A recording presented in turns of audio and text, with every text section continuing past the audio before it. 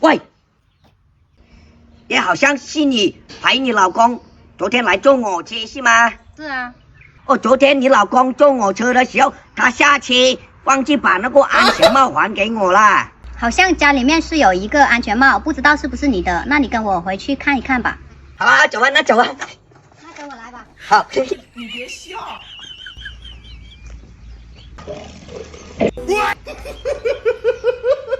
你老公不是去广东了吗？没有啊，我老公昨天赶不上车又回来了。喂，老公。啊？你不是去县城吗？怎么回来了？你昨天坐他的车忘记还安全帽给人家了，这是哪里啊？大哥，昨天晚上你坐我车去那个车站，我把你那个误车了，赶不上去广东，我给你送那个医药费啊，那个赔个车费给你啊。不用了，不用了。拿着拿着，不要客气啊。我那个帽子嘞？你的帽子在里面，那要不你留下来吃晚饭去吧？啊，不吃了，你把那个安全帽给我就行了，我要去搭客人了。那你等一下啊。啊，来，师傅，你的帽子。谢谢你哦，我回去了。